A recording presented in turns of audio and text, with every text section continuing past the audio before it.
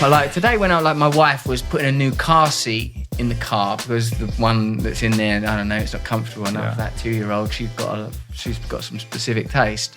I thought, I'm going to say to Rich Rolls how detached I feel from my body. My wife is active. She is of the earth. She knows how to be. She knows how to do things. Thank fuck. Because I'm like some gaseous little poet just floating around commentating. You know, like when she picks up that car seat, she gets it in there. If you leave me to put the car seat in, I'll get, it's too hard, I can't do it. What's these fucking instructions? What do you mean the top tether strap into the buckle loop? I looked at it, I went away. But that's not how you're wired. You know, she grounds you, but you can, show her the vision. Yeah, exactly. Like you need both of that. Right, yeah, you met Julie. You can see that there's a similar kind of like yin-yang dynamic. Yeah, what is it with you guys?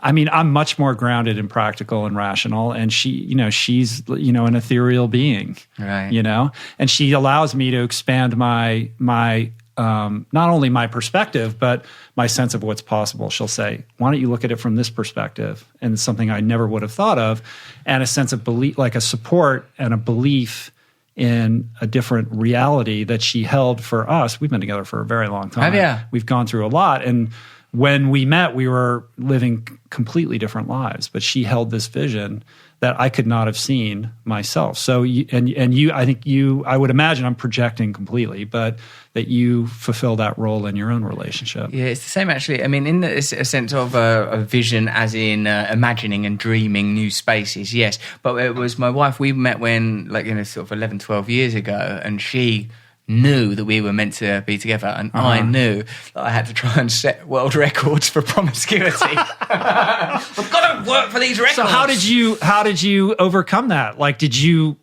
just acquiesce over time, or what was that process like for you? It actually wasn't the promiscuity ultimately that was problematic, but it was more difficult codependent relationships with inappropriate partners. Like in my case, just people that I was very attracted to. There's a wonderful Robert Johnson. He's a Jungian analyst who breaks down myths and uses them as relationship tools. He wrote one called He, one called She, one called We, and he uses the Arthurian legend of Tristan and Isolde to break down that this is a lovely bit of analysis actually, that the chivalric tradition of knights and that was that a knight would fight for the honor of a woman, and that these tales are written in mythic language, and we translate them literally. That's why when people talk about Disney films and stuff, it seeps down into every aspect of our culture and how we think about. Yes. The male and female is in us, in a fairy tale. I'm not suggesting in the Disney version. I don't know what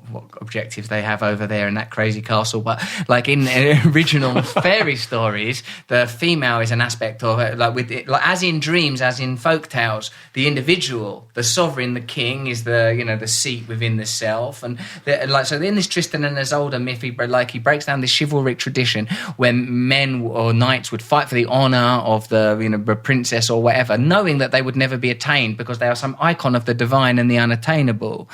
We somehow used that motif for the foundation of romantic love. And if you look at sort of romantic art, romantic poetry, romantic films, it's like, this yearning, this terrible yearning that has no relationship to praxis. It has no relationship. How are we going to live this?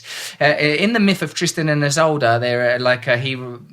Tristan, the knight, falls in love with Isolde, who he was meant to go and fetch from an island for the king. And Isolde is an ethereal, magical creature. She came from an island. You have to get across the water to bring her back. None of these people are actual females or males. They're mythic archetypes. So, and he's in love with her, but he's not. You can't be with that magical person.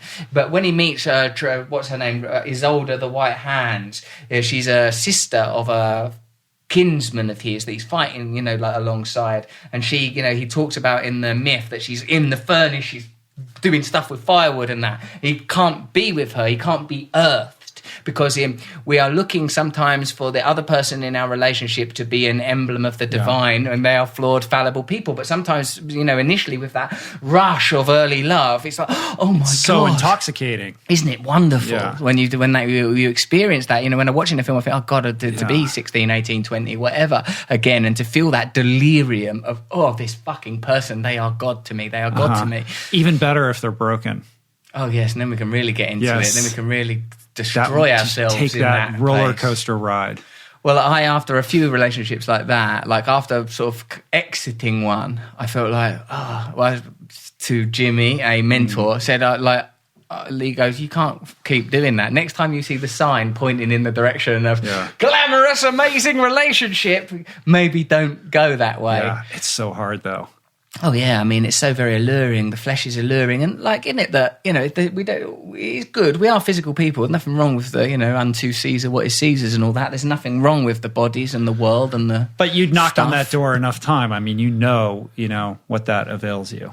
Yeah, and when I reconnected with my wife, I felt like, oh my God, I've been using totally the wrong metric. What do you mean reconnected? You had known her previous? Yeah, we'd known each other for 11 years. We went out when I was about in my early 30s and she was like 20. Maybe she was even 19, but that sounds worse, doesn't it? But anyway, so then I went off to pursue the records. And then when we got back, we went on sort of one date. And on the first date, it was like, so what are you? And she's like, I'm ready to be a parent. I'm like, yeah, me too. And that was, from then on, we sort of took it relatively slowly still, but I think that's only 4 years ago, and we're married and we've got 2 children, and I'm like, I'm at peace. I know, the realness of it, the earthness of it, I'm no longer looking to externally acquire happiness. So to what do you attribute that shift? The program, the ability, because I'd known her. That could have happened at any point. I'd known her for 10 years, but I just wasn't ready to see that. I wasn't ready to let go of the belief that I want to live this kind of life. I want to be this kind of person. And it's odd actually, because there is a real superficiality to that sort of romantic and expressive and abundant love, in that when those relationships ended, I was quite able to sort of okay, because there was something about it that was a construct. It was taking place in my consciousness primarily. This relationship feels very, very, very deep, very earthed and real. Like, this is a person that I wouldn't want to be without.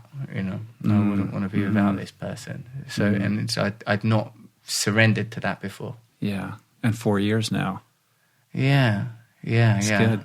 It's good. It's a relief. It's nice to think that there is nothing it's nice to have practices, I suppose. I suppose the institution of marriage and coupling and stuff, I suppose it works in that it's beautiful to feel, that idea of I am here. That's it.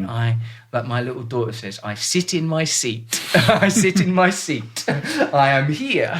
Yeah. I'm not over there. I'm not looking over there for something else. There isn't some other new magical thing. No other agenda. Being present and in it, but also with enough awareness and personal development to understand that, you're not looking to this partner to complete you, that's your own personal journey. That's your connection with your higher power and your spiritual interior self and your relationship to spirituality in general, right? That can't be solved through relationship with another human being. No.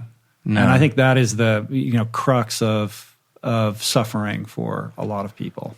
It's good to have that. It's good to have some principles of so next time I find myself going, Laura, will you do this? Why didn't you do that? I want this. That's that thing that's never going to work. You're doing it again. And every time I sell it to myself as, but though this time I am actually right. But really, my relationship with other people is an opportunity to be of service. It's not an opportunity to be served.